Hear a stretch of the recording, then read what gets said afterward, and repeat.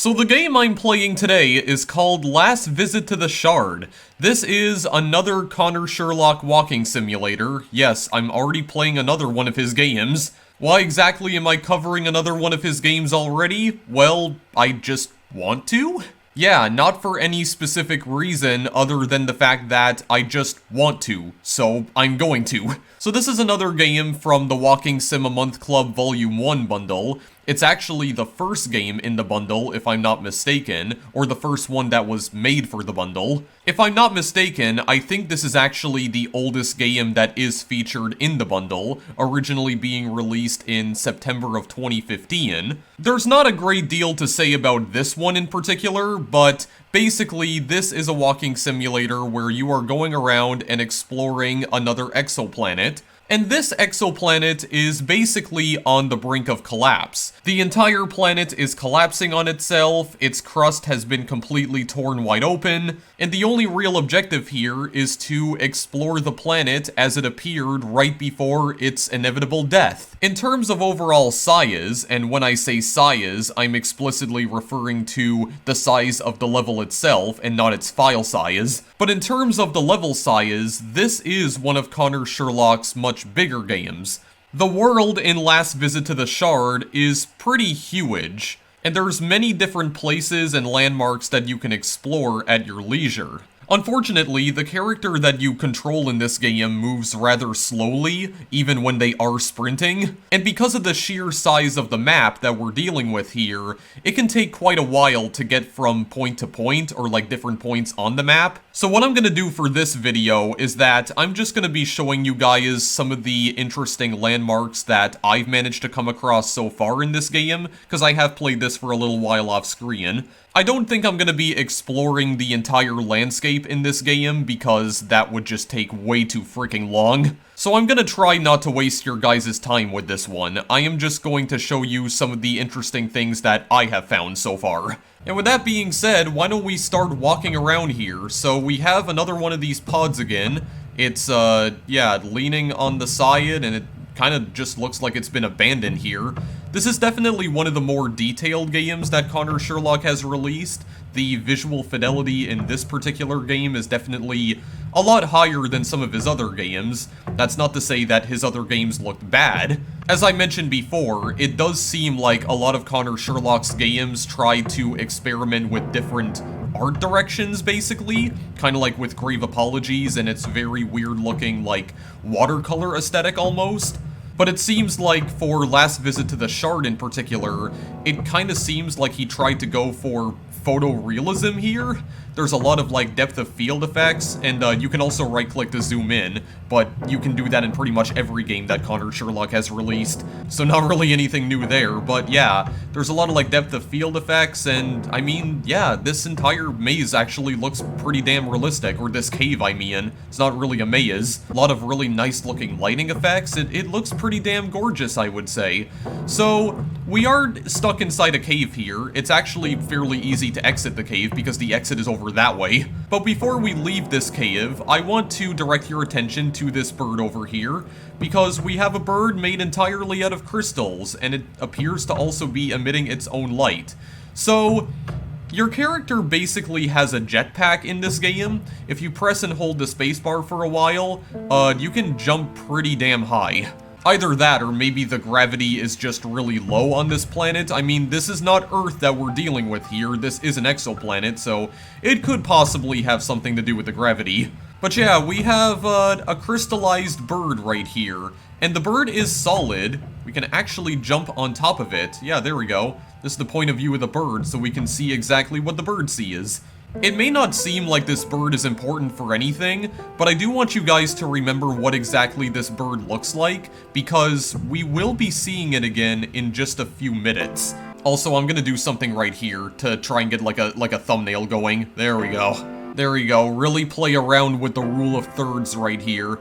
That's what they taught me in photography class, because, I don't know if I ever mentioned this before, but I did actually take a photography class when I was in high school, and the rule of thirds was something that they did teach me. Yeah, if you want to get a nice looking shot here, like, typically you want the subject to either the left or right side of the screen, basically encompassing 1/3 of the image. I think it looks pretty nice. Alright, there we go. So, anyway, let's continue on. I mean, I definitely try to incorporate the rule of thirds as much as I can whenever I'm creating thumbnails. I don't know if you guys ever noticed that about my thumbnails before, but I do try to experiment with the rule of thirds pretty often because, I don't know, I just really like the aesthetic of it. I feel like having the subject of the image displaced to either the left or the right, like they're in the foreground, and then... Like, I guess what I'm trying to say is that the subject of the image is clearly defined as being in the foreground, but they're not, like, obscuring the background, so you're free to explore the background with your eyes as well. Explore the background with your eyes? Am I even making, like, a remote amount of sense right now? I have no idea. I think you guys know what I mean, okay? And probably photographers out there may know what I mean as well, like professional photographers, because I'm definitely not a professional in, well, anything.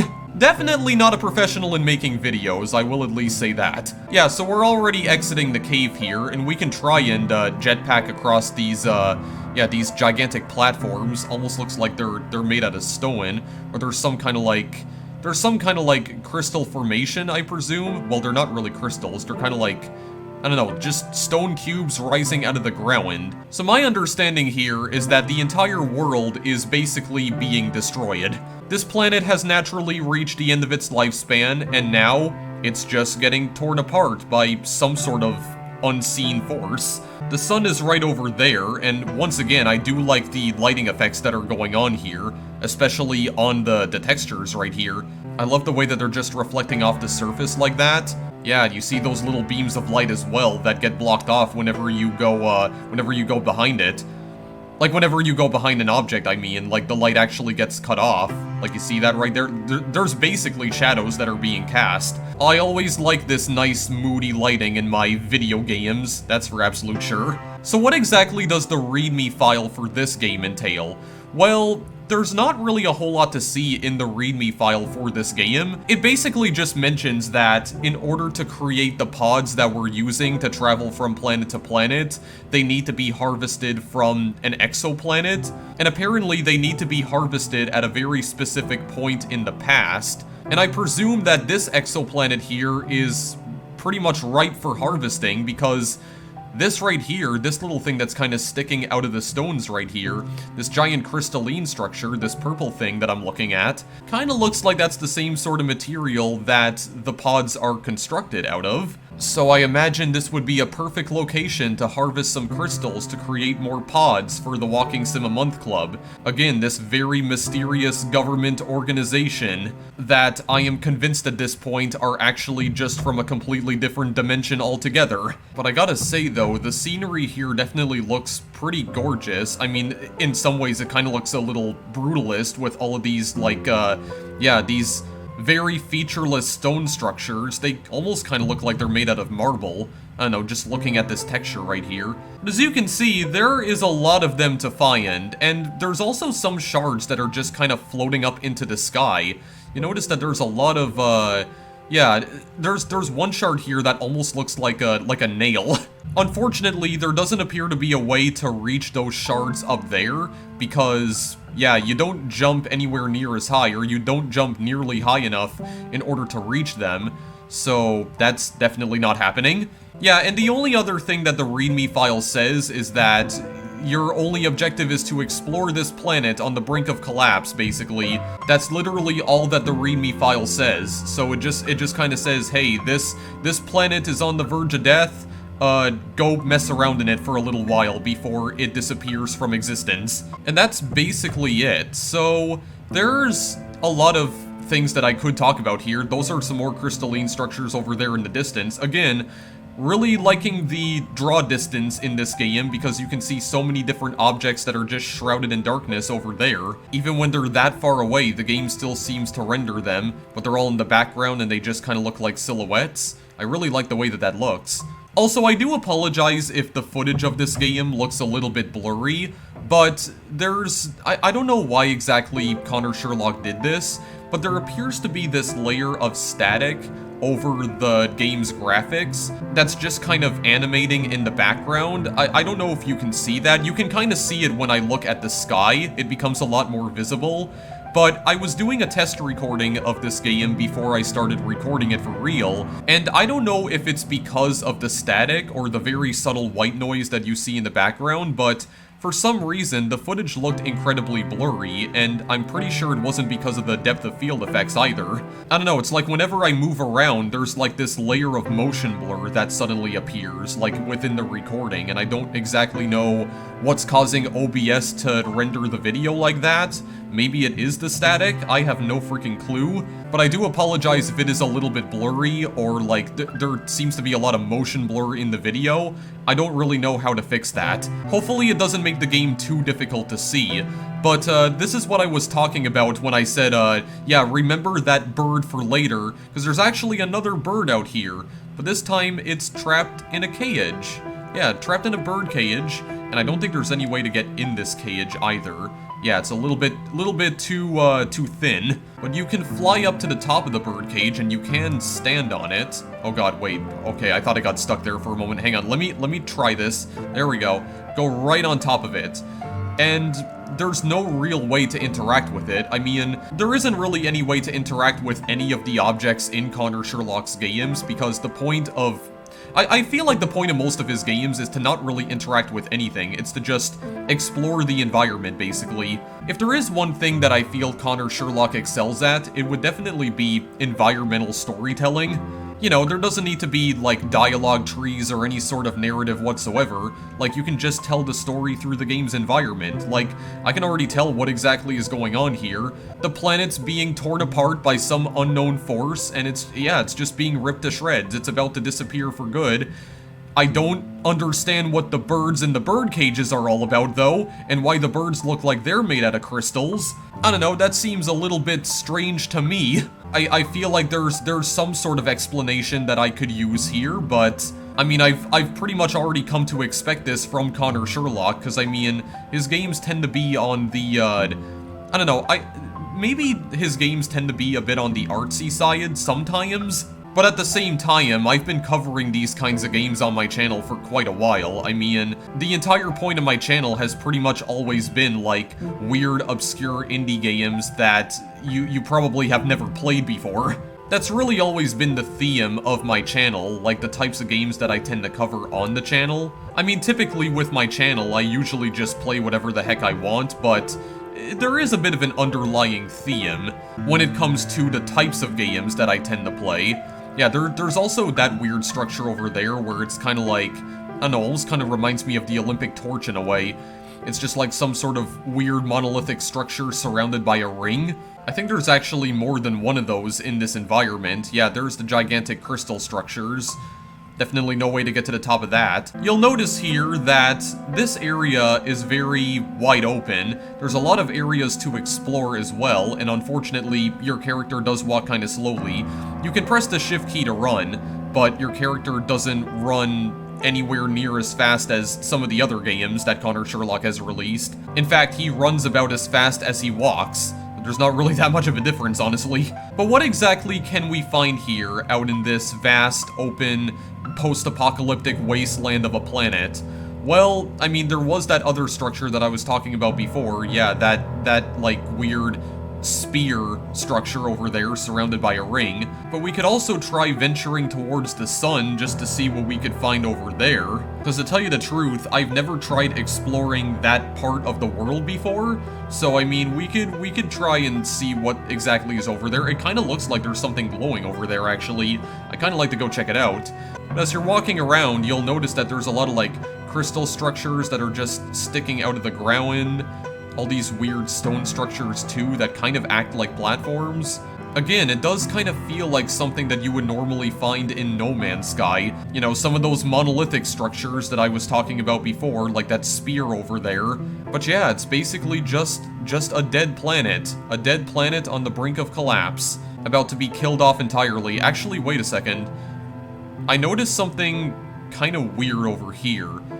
This almost looks like a bridge of some sort. Ooh, okay, hang on a second. I want to go and investigate this. This looks interesting. I mean, I don't know, I guess in a way this is also kind of reminding me of Mew Cartographer now that I think about it. If you remember when I played that game a couple of months ago, Yeah, it kind of feels like you're just finding secrets on an alien exoplanet. Pretty much the same premise. God, I really like those lighting effects over there. Okay, well, I'm gonna go and explore that in just a minute. Hang on. There clearly seems to be a bridge of some sort over here. I'm gonna go investigate it. And as with all of Connor Sherlock's other games, there are no enemies in this game as far as I know. Although the game's music is definitely more on the unsettling side this time around. I believe the music once again is being performed by Connor Sherlock himself, and there's quite a few dissonant chords in this music, I find. It's kinda creepy, just a little bit. Yeah, what the heck is this? I haven't seen this before. I have seen a structure similar to this near that tower that I saw before, which I may still go and try to show off if I can. You know, if I have time, unless I just get completely carried away. Okay, hang on a second. What in the world is this? Yeah, okay, this is literally a bridge. Yeah, so let's go and investigate this here. Yeah, this looks like the exact same type of structure that I saw near that tower. So, we go in here. I'm not entirely sure what this thing is supposed to be, but if you're standing in it, it kind of resembles a cityscape almost. I don't know, that's just what I find it looks like. I mean, these giant rectangular monoliths could be like skyscrapers, and these could be like the tinier buildings right here, like these little slabs. I don't know what the significance of this is, though. And there is another structure like this that I saw before. Okay, well, let's just, yeah, let's run over the bridge then, I guess. Yeah, let's go and do it. There's probably not really going to be anything of too much interest here to find, but still, the fact that I found this to begin with is very, I don't know, I find it fascinating. I'm very intrigued. I'm always curious when I discover new objects in a game that I've never seen before. Doesn't matter if it's a walking simulator or not. Kinda seems like this one in particular is just leading to another very similar structure that we saw before. And when I say before, I mean like literally a minute ago, that one over there. It also kind of looks like there's some sort of wall over there. I'm not sure if that's supposed to be the edge of the map or not, though. Oh yeah, by the way, if you look over there, there's another one of those little spear towers with a ring around it. There's actually more than one of these. Maybe we could try go and explore that one instead. You know, instead of having to go and backtrack all the way to the one that I found off screen, because I feel like that would just take way too long. Yeah, there's just another one of these. Maybe there was some sort of alien civilization that lived here before, and now the entire planet has just been completely demolished. They've all gone extinct. Maybe there was a much more intelligent species than us that lived here on this planet before, but now it's just been obliterated by nature itself? Yeah, I don't really know. A mysterious bridge. Actually, it kind of seems like there's another one over here. Yeah, that over there kind of looks like a gigantic wall. I don't really know what that is, but I'd like to go and check that out too, if I can. Yeah, I don't know what's going on with the lighting here, because, like, when I look at objects from certain angles, it kind of seems like the lighting glitches out a little bit. I don't know if that's a problem with the game itself, or maybe just, you know, the hardware that I'm running on. This is a Unity game, for the record, and for a Unity game that originally came out in 2015, my god, this actually looks pretty stunning. I'm gonna be honest with you.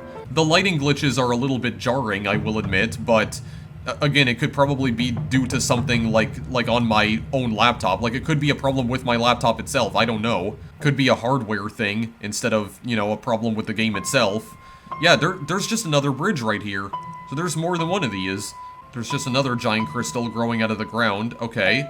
Well, in that case, how about we go and investigate whatever the heck this is over here? Yeah, when you look at these structures from a distance, it does almost resemble a city, to some degree. It's just like gigantic featureless skyscrapers. It's pretty much what these remind me of, these giant slabs of stone. Oh, actually, wait a second. That wall over there may actually be another bridge. Okay, hang on a second. There's another bridge over here, but there's a different type of structure at the end of it. Almost looks like some sort of pyramid. Okay, wait, I want to go and investigate this then, because this is interesting. This looks completely brand new. Yeah. I don't know, that kind of looks like a very abstract mushroom, to some extent. That's kind of what that reminds me of, too. Maybe that's what it could be. Yeah, lots of fog here as well. I like the fog and the lighting. Exploring the landscape here just feels ever so slightly unsettling. Basically just taking a nice long stroll across a vast alien world that you're completely unfamiliar with. Yeah, look at this thing, for goodness sakes. and it kind of just seems like the ring is floating in place. It's not really being held together by anything. It's just floating there. Yeah, there is something odd over that way. I need to go and check that out. Oh, there's 2 separate bridges here. Okay, well, I'm gonna go and check this one out first, because I want to see what that freaking structure is. Again, there are times when I wish that you could interact with more stuff in Connor Sherlock's games, but at the same time, I understand that it's just like, you know, I do feel like his games are supposed to be treated a lot more like tourist attractions almost. You know, you're supposed to gaze at all the fine details here. Just look in astonishment at all of the gigantic monolithic structures here that were most likely constructed by a higher intelligence. Yeah, what in the world is this thing? This giant pyramid over here that's being kept together by this weird structure that almost looks like it should be toppling over, but it's not somehow. Then again, the Walking Sim a Month Club did say that all of these different landscapes that we're exploring here, they're basically just snapshots of planets right before they, you know, they completely collapse, before they completely die off. So there is a possibility that time could just be frozen altogether, allowing us to explore the landscape. Rightio, what in the world are you? Okay, yeah, there's a lot of like floating parts here. It just kind of looks mostly the same as the other structure that I saw before, but yeah, is there... I don't know if there's any way for us to get on top of that, though. I don't think it's possible, because we don't jump high enough for that. Is there any way to enter through the bottom, perhaps? No, it doesn't seem like it is. Oh, I see. Wait a second. Is it just like... Oh, there's the exact same structure on the bottom of it, but it's just upside down. Oh, okay. It's almost like mirrored. I see. Well, that's rather odd. I don't know what the significance of that is, but maybe there is no significance. Maybe it's just supposed to look weird so that you would come up with all sorts of conspiracy theories, probably. I guess it's supposed to look visually interesting, even though it may not have any actual meaning whatsoever. So in that case, let's check out this other bridge over here, because this seems to be the longest bridge that we've come across so far. I'd be interested to know where exactly this leads. So let's go and investigate it for a while. I don't think I'm gonna document my entire journey over the bridge, though. I think I'll just meet you guys when I get to the end of it, so give me a minute. I guess you can also get like a real sense of scale as to just how massive some of these structures are, because it does seem like the character you're controlling here is relatively tiny compared to these like massive structures, including some of the more natural structures in the game as well, like all these stones, like these cubic stones, and, you know, all of the crystals. Okay, what in the world is going on here? Why is this just floating out in the open like this? Can I even land on this? Yeah, apparently I can, but why is it just floating? It's a floating platform.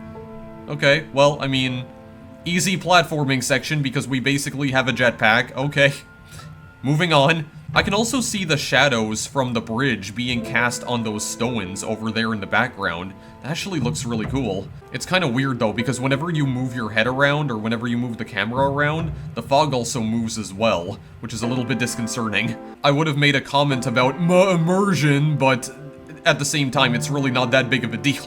I'm just trying to soak in the beautiful landscape here, dude. That's all I'm here to do. God, what in the world even are these structures? Okay, can I actually make it across here? Because my jetpack, quote-unquote, doesn't last for that long. Oh, please. Okay, no, we actually did make it across. Okay, so just one more time. One more time. Oh, God. Okay, we made it. God, where is this bridge even taking me? I don't know, it's like taking me to oblivion, I think. Oh, no. Oh, that's a long ways down. Yeah, by the way, it is very much possible to fall even deeper into the planet's core. Oh god, is that where that bridge is actually taking me? Oh god. It's leading me to my doom, I think. That's what I think is happening. Oh my god, what are all those structures over there? They're all, like, lined up so perfectly. Oh, good god, okay, I don't like where this is going anymore. I do believe, much like Mew Cartographer, or based on something I've saw in Mew Cartographer, yeah, this is the bridge that leads to hell. This is the gateway to hell, I believe. Oh yeah, this bridge is just straight up floating now. Okay, well, I mean, we're getting very close to the end of it, so that was a bit of a lengthy trek, but... Oh wow, there's actually still a lot of stones down here. Okay, well, I don't know what to do now. Do I want to fall all the way down here and show you guys what is down here? Oh, wait a second, what is that structure? I don't think I've ever seen something like that before. What is that? Is that another bridge, but it, like, collapsed? Or maybe that is, like, the rest of the bridge, but it's just gone now. Oh, maybe that's what it is. When the planet started falling apart, the bridge gave out entirely. Okay, well, one thing I do know about this game in particular is that it's not infinite. There is a limited amount of, you know, locations that you can visit in this particular game, but I guess I could go down here because there is solid ground here. So let's just keep on going. See if we can try to make it to that bridge over there.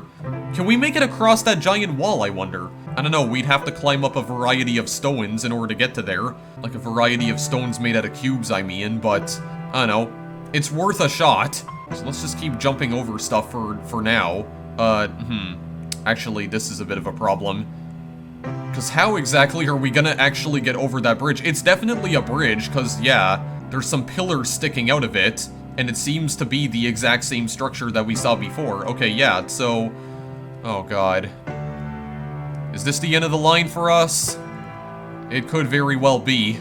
I mean, this could also just be signifying the end of the map as well. Oh yeah, there's that nice glowing sun over there. Look at that. Almost looks like a white dwarf, I find. Well, I don't think there's any way we could go back now, so I guess, let's just fall in? I can show you guys what exactly happens when you fall, deep into the core of the planet. Because, one thing I haven't mentioned up to this point is that it is actually possible to die in this game. This is another Connor Sherlock walking simulator that you can actually die in. There's still more crystals down here, though, which is interesting to say the least, but... Yeah, you can actually die in this game, and as a matter of fact, there's our death right there. Yep, the core is open, and we're gonna fall in the core, right into the lava. And that's it. We're dead. While the music continues to play for some reason. Yeah, it's the same death screen that we saw before in New Year 7016, so it is actually possible to die in Last Visit to the Shard. Unfortunately, there's nothing else we can do about this. The only way that we can escape from this is by quitting the game and restarting. Right, so I decided to restart the game, and I decided to just run towards the sun for about 10 minutes straight, and I came across a variety of structures here. They seem to be the same structures that we saw at the bridges. Yeah, the same sort of monolithic structures, except they're all grouped up together. There's like... How many of them are there here? There's like 8 of them, I think? Yeah, there's a lot of them here for some reason, and again, I don't know what their purpose is for being here. Under normal circumstances, I would have ended the video as soon as I fell into the lava, but I was determined to see what was over here because I was very curious. I don't know, it doesn't seem like there is a wall over here, actually. Kinda just seems like there's more cubic stones and more crystals. There does appear to be more bridges over there, though, like, behind all of this fog that suddenly formed out of seemingly nowhere. I'm gonna continue running towards the sun for a while and see, what exactly I can find. Actually, I think I know how to make this a bit more visually interesting. Let's time-lapse this, speed it up to like 4 times the normal speed, so that way I can show you guys my entire journey across this, vast empty wasteland. Sure, let's do that. And with that being said, start the time-lapse now.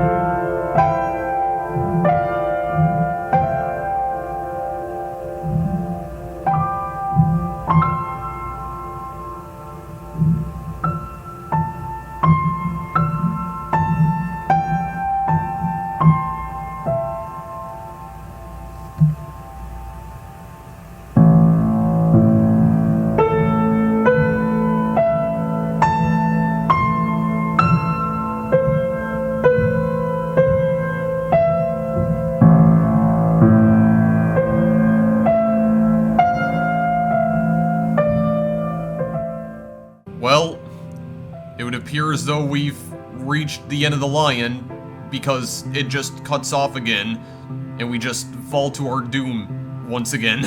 Alright, well I guess there is no wall to be found here. Actually, I think I see the exact edge of the map over there, if I'm not mistaken. there seems to be a point where it just straight up ends. Kinda like to see if I could get a lot closer to that point though, so I guess continue the time lapse?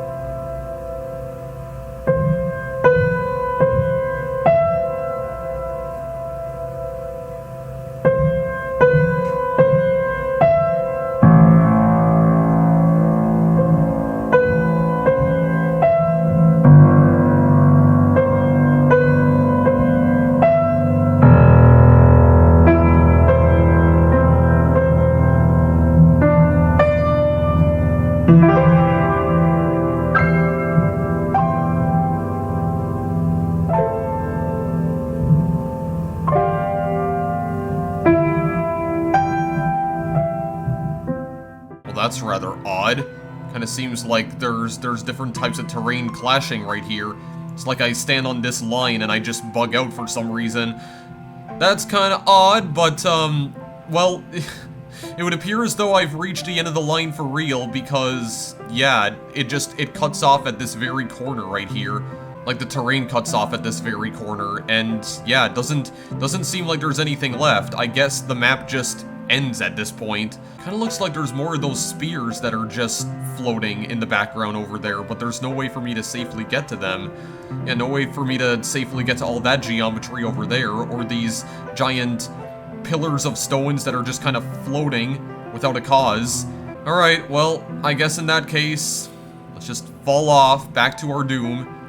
Yeah, it seems like there's more, like, more stone slabs that we could potentially land on, but I'm not gonna bother landing on them. Well, actually, there's even more of them down over here. Yeah, I mean, again, I do like the attention to detail that Connor Sherlock does put in some of his games, because, I mean, look, there's still potentially a bunch of platforms that we could land on down here, like, even next to the lava, but you know what? I think that's where I'm gonna end my journey anyway, because I don't think I want to play this anymore. I've seen pretty much everything that I've wanted to see, so I think we're done. Yeah, so that's Last Visit to the Shard. There wasn't really too much that I could say about this one, because I feel like compared to some of Connor Sherlock's other games, this one is not really as visually interesting as something like New Year's 7016 or Argon Swamp or Krypton Comet. The landscape still looks pretty gorgeous, don't get me wrong, and I do like all of the crystalline structures that are forming out of the ground. You know, these giant purple hexagonal crystals that are just kinda rising out of the ground.